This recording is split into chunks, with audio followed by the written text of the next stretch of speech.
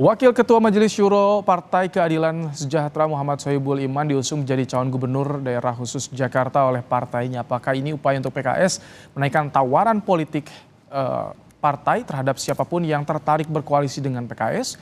Kita akan bahas saudara bersama dengan juru bicara PKS M. Iqbal dan pengamat politik Universitas Paramadina Ahmad Khairul Umam. Selamat petang Pak Iqbal, Mas Umam. Mas Ibrahim. Selamat sore Mas Ibrahim, Mas Baik. Iqbal. Pak Iqbal, ini agak mengejutkan. Minggu lalu santer Anies Baswedan. Kok sekarang jadi Sohibul Iman? Ini sudah resmi atau bagaimana dari PKS, Pak Iqbal? Ya, kan banyak orang bertanya-tanya tentang PKS ini punya kader nggak sih? Ya tentu saja kita punya ya. Karena selama ini kami sudah setiap pemilu dari Jakarta kami mengusung orang lain termasuk mendukung Mas Anies. Tapi bukan berarti juga PKS tidak mendukung Mas Anies. Ini juga harus diluruskan. Karena sejak awal PKS mensyaratkan jika ingin mendapat dukungan, Mas Anies harus masuk PKS atau mencari wakilnya dari PKS. Saya kira ini opsi-opsi yang kami berikan supaya PKS sebagai partai kader, partai pemenang pemilu Jakarta, juga mendapatkan kesempatan untuk berlayar, untuk membangun ibu kota. Jadi harus dipisahkan antara memajukan Sohibul Iman dengan tidak memajukan Anies. Artinya kami ingin tetap bahwa ke depan Jakarta dipimpin orang-orang berkualitas. Oke, saya ingin tegaskan lagi. Jadi kalau ini Sohibul Iman ini untuk cagubnya dari DPP atau untuk cawagupnya nih yang akan ditawarkan nanti, Baik, Bang? Ya, kami menyiapkan beberapa skenario ya, karena dalam politik itu kita nggak tahu ya, karena Mas Anies juga belum declare juga secara resmi apakah berkenan maju atau tidak. Seandainya Mas Anies tidak bisa berlayar karena berbagai satu hal, tentu saja kami siapkan Pak Sohibul Iman sebagai calon gubernur. Tapi jika ternyata Pak Anies mendapat dukungan dan tentu saja partai kami cukup perahunya, kami juga menyiapkan Pak Sohibul Iman sebagai calon wakil gubernur. Jadi saya kira ini sudah jelas bahwa bukan berarti kami meninggalkan Mas Anies, bukan berarti juga kami artinya mengusung sendiri, tetapi kami karena tidak bisa perahunya cukup hanya 18 kursi, sementara untuk maju itu memerlukan 22 kursi. Tentu saja memerlukan dukungan dari partai lain. Jadi semuanya masih dinamis dan tentu saja dengan munculnya nama Sohibul Iman ini akan membuat Jakarta lebih banyak pilihan untuk orang berkualitas dan tentu saja ketika Mas Anies nanti siap maju bisa digabungkan dengan Mas Anies. Oke, Mas Umam.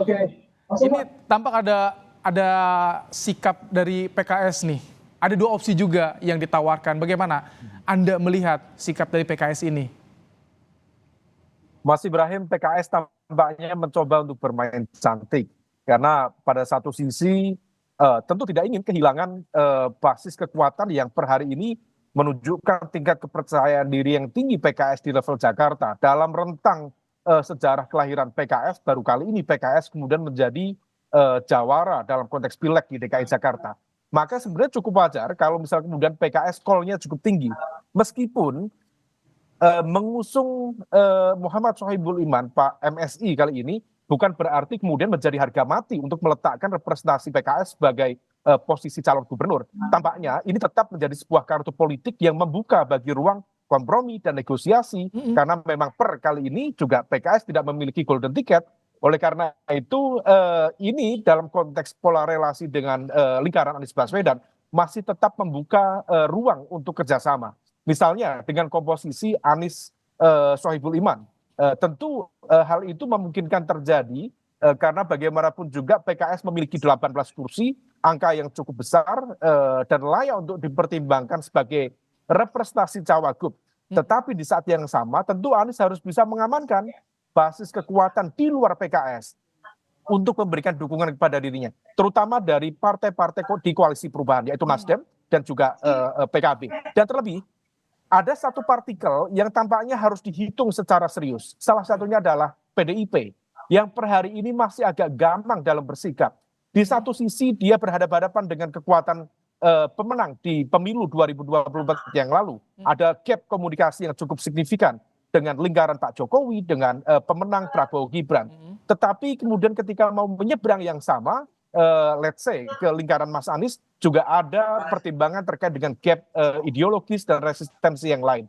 Nah, kalau misal kemudian bisa dibangun metode kompromi dan negosiasi, misalnya antara gubernur dengan backup dari Nasdem dan juga PKB. Kemudian cawagup dari PKS sendiri sebagai bentuk apresiasi terhadap 18 kursi yang terbesar tadi. Kemudian PDIP diberikan komitmen untuk memberikan ruang bagi posisi ketua DPRD di DKI Jakarta.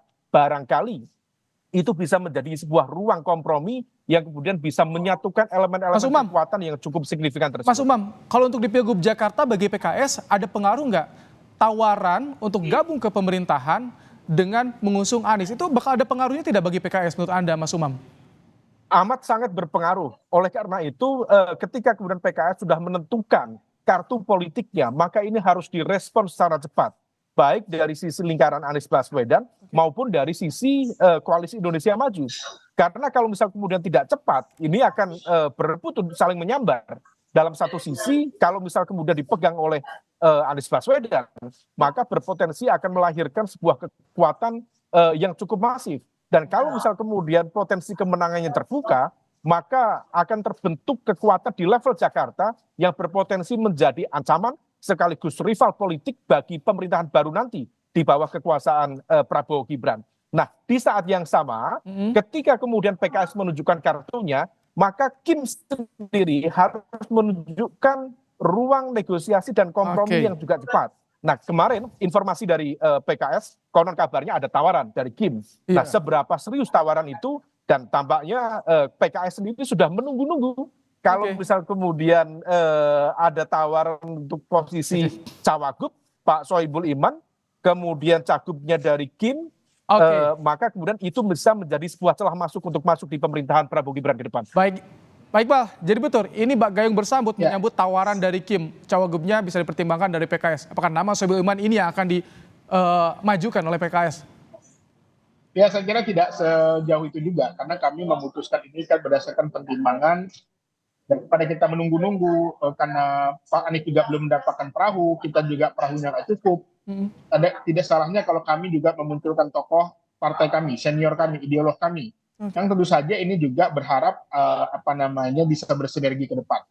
Jadi harus dipisahkan antara memunculkan tokoh dengan menjauhkan dari Mas Anies, itu juga harus dipisahkan ya, karena PKS dan Anies ini satu kekuatan yang luar biasa. Kita sudah merasakan bagaimana soliditasnya. Tetapi kami juga tidak ingin juga kami hanya digunakan sebagai perahu saja.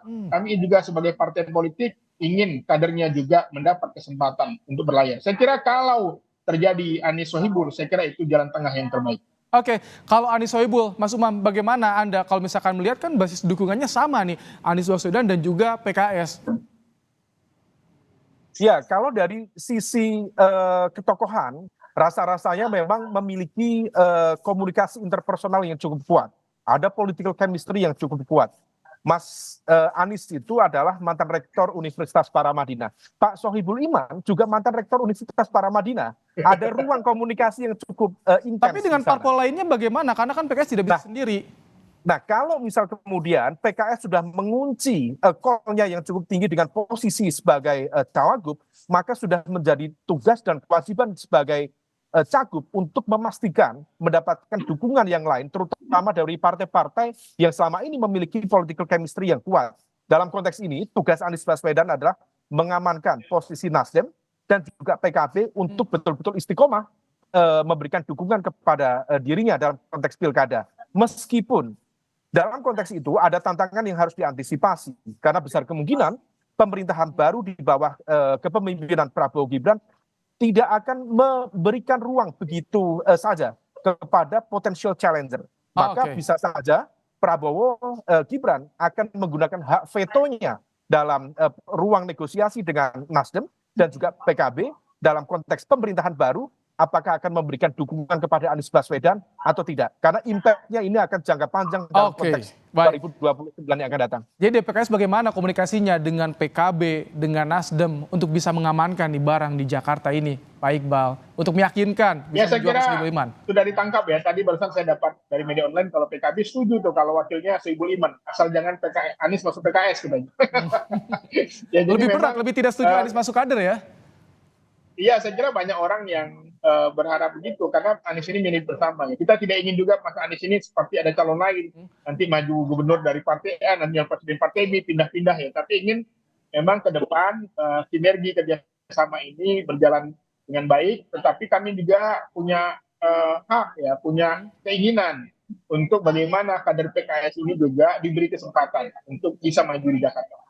Oke, kalau gitu daya Oke, tawar bagi kalau gitu PKB, Nasdem itu bagaimana sih kalau misalkan menyetujui Sohibul Iman mendampingi Anies, Mas Umam? Apa yang mereka untungnya? Ya, tentu dalam konteks ini ada skema kompensasi ya. Dan kompensasi itu dalam konteks deal-deal politik tidak serta-merta dalam bentuk posisi. Apakah sebagai cagup ataukah sebagai cawagup. Barangkali ada skema kompensasi yang lain. Baik dalam bentuk logistik, dalam bentuk sumber daya yang lain, termasuk juga janji-janji ketika kemudian nanti akan menduduki pos-pos mana saja ketika kemudian memenangkan pertarungan. Ini semuanya tentu akan dihitung secara matang oleh masing-masing partai yang kalau misal kemudian mereka memang tidak menemukan potensi koalisi yang lain dan tidak memiliki peluang yang lain, bisa saja kemudian akan melebur dalam satu kekuatan yang sama. Oke. Dan ini bukan hanya perlu dihitung oleh Nasdem dan juga PKB. Yang salah satu paling urgent adalah bagi PDIP itu sendiri. Kemana kemudian PDIP akan menambatkan hati di Pilkada Jakarta nantinya. Oke, Mas Umam, terima kasih untuk pandangannya. Pak Iqbal juga terima kasih telah bergabung di Kompas Petang sore hari ini.